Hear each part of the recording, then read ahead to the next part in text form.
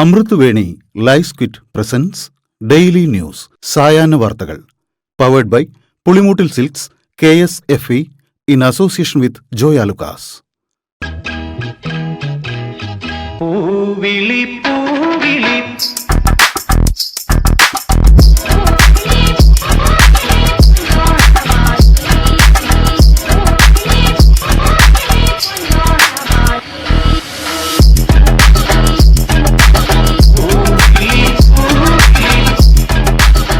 ഈ ഓണം കളറാവട്ടെ പുളിമൂട്ടിൽ സിൽക്സ്.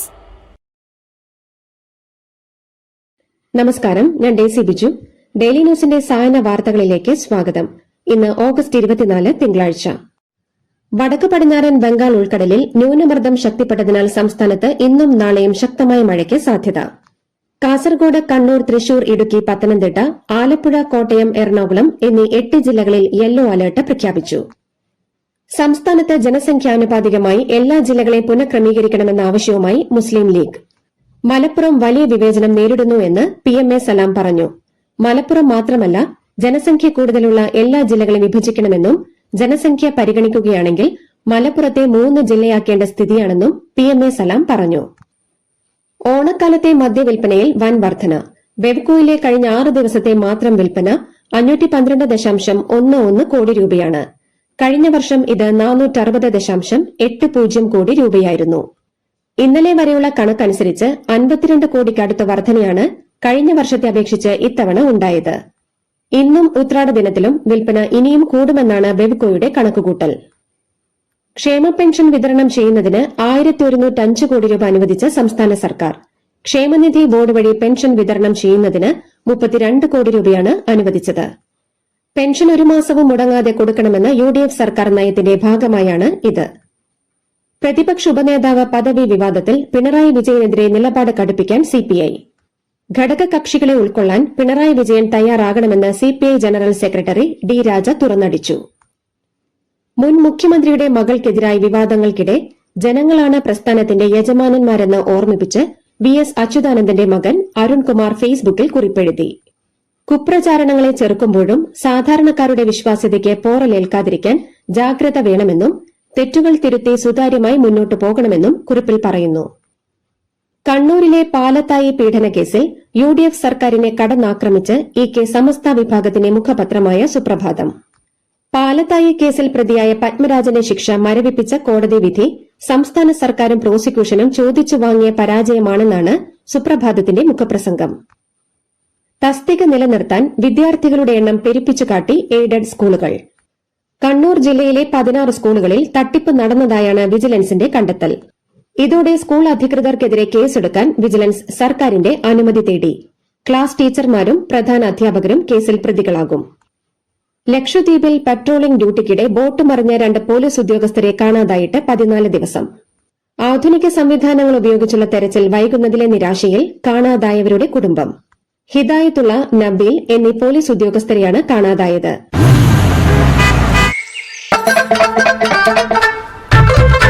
എല്ലാവർക്കും വന്നു ഡാൻഡ്രഫ്, എന്തു ചെയ്യും ചേട്ടാ പേടിക്കണ്ട, ഇവിടുണ്ടല്ലോ ഡാൻഡ്രോക്കിറ്റിൻ ഓയിൽ, ഉടനടി മാറും താരൻ, ഉപയോഗിക്കൂ വേഗം. അമൃത് Veni ഡാൻഡ്രോക്വിറ്റ്, the ultimate dandruff solution.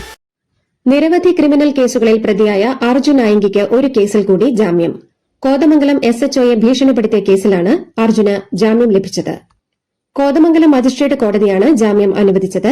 ജാമ്യം ലഭിച്ചെങ്കിലും കാപ്പ ചുമത്തിയതിനാൽ തലശ്ശേരി സബ് ജയിലിൽ കഴിയുന്ന അർജുന് പുറത്തിറങ്ങാൻ കഴിയില്ല.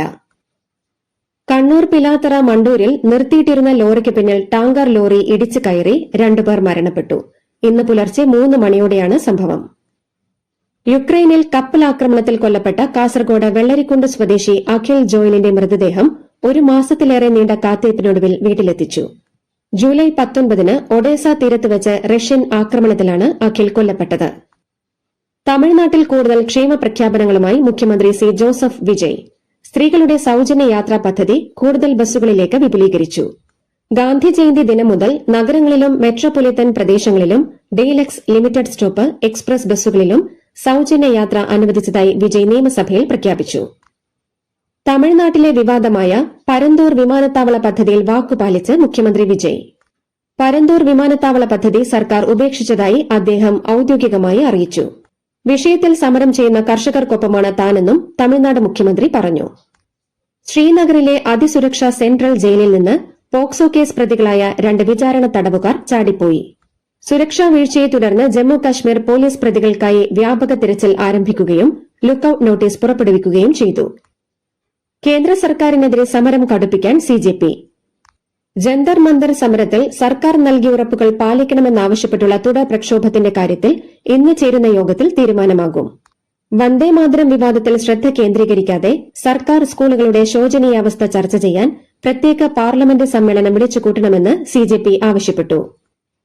ഛത്തീസ്ഗഡിലെ ഇന്ദിരാഗാന്ധി കാർഷിക സർവകലാശാലയിൽ കൂടുതൽ ചോദ്യപേപ്പറുകൾ ചോർന്നതായി കണ്ടെത്തൽ. ബിഎസ്സി അഗ്രികൾച്ചറൽ 1ാം വർഷ പ്ലാന്റ് പാത്തോളജി പരീക്ഷയുടെ ചോദ്യപേപ്പറാണ് ചോർന്നത്. പോലീസ് നടത്തിയ അന്വേഷണത്തിലാണ് ചോദ്യപേപ്പർ ചോർന്നതായി സ്ഥിരീകരിച്ചത്.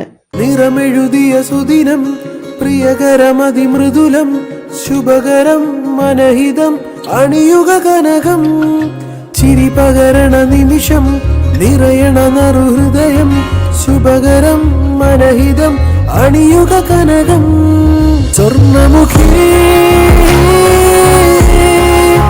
Swarnamukhi Swarnamukhi gold and diamonds, സൂര്യപ്രഭയുടെ സ്വർണമുഖം. കേന്ദ്രമന്ത്രിമാരുടെ ഔദ്യോഗിക വസതികൾ മോടി പിടിപ്പിക്കുന്നതിനും അറ്റകുറ്റപ്പണികൾക്കുമായി കഴിഞ്ഞ 3 വർഷത്തിനിടെ സർക്കാർ ഖജനാവിൽ നിന്ന് ചെലവഴിച്ചത് 92 കോടി രൂപ. വിവരാവകാശ നിയമപ്രകാരം ലഭിച്ചതെന്ന് അവകാശപ്പെടുന്ന രേഖകൾ ഉദ്ധരിച്ച് സിജെപിയാണ് ഈ കണക്കുകൾ പുറത്തുവിട്ടത്. രാജ്യത്ത് ഇപ്പോൾ വ്യാപിച്ചുകൊണ്ടിരിക്കുന്ന H1N1 കേസുകൾക്ക് പിന്നിൽ പുതിയ വകഭേദമല്ലെന്നും ആശങ്കപ്പെടേണ്ടതില്ലെന്നും ICMR. 2025 മുതൽ തന്നെ ഇവ പ്രചാരത്തിലുണ്ടെന്നും അധികൃതർ വ്യക്തമാക്കി. മഹാരാഷ്ട്രയിലെ അമരാവതി ജില്ലാ ആശുപത്രിയിലുണ്ടായ തീപിടുത്തത്തിൽ 3 നവജാത ശിശുക്കൾ മരിച്ചു. ഇന്ന് പുലർച്ചെ 3:30ഓടെയാണ് അപകടമുണ്ടായത്. ആശുപത്രിയുടെ 3ാം നിലയിലുള്ള സ്പെഷ്യൽ ന്യൂബോൺ കെയർ യൂണിറ്റിൽ വെന്റിലേറ്റർ പൊട്ടിത്തെറിച്ചാണ് തീപിടുത്തമുണ്ടായത്. ഉപഗ്രഹ വിക്ഷേപണത്തിനായുള്ള റോക്കറ്റ് നിർമ്മാണം പൂർണ്ണമായും സ്വകാര്യ മേഖലയ്ക്ക് കൈമാറാൻ ISRO തീരുമാനം. SSLV, PSLV, LVM എന്നീ 3 റോക്കറ്റുകളുടെ സാങ്കേതിക വിദ്യയാണ് സ്വകാര്യ കമ്പനികൾക്ക് കൈമാറുക. ഇതിനുള്ള നടപടികൾ തുടങ്ങിയതായി ISROയുടെ വാണിജ്യ വിഭാഗമായ IN-SPACe chairman doctor Pavankumar Goenka വ്യക്തമാക്കി. ചണ്ഡീഗഡിൽ ഭീകരാക്രമണ നീക്കം പൊളിച്ച് പോലീസ് 3 പേരെ അറസ്റ്റ് ചെയ്തു. ഇവരിൽ നിന്ന് IED എന്ന് സംശയിക്കുന്ന വസ്തുവും 5 കിലോ ജലാറ്റിൻ സ്റ്റിക്കുകളും ഡിറ്റണേറ്ററും പിടികൂടി. 1 പിസ്റ്റളും 5 വെടിയുണ്ടകളും പിടിച്ചെടുത്തിട്ടുണ്ട്. ബംഗ്ലാദേശിലെ രംഗ്പൂർ നഗരത്തിലെ വീട്ടിൽ 4 പേരെ മരിച്ച നിലയിൽ കണ്ടെത്തിയ സംഭവത്തിൽ അക്രമികളുടെ ക്രൂരത സംബന്ധിച്ച കൂടുതൽ വിവരങ്ങൾ പുറത്ത്.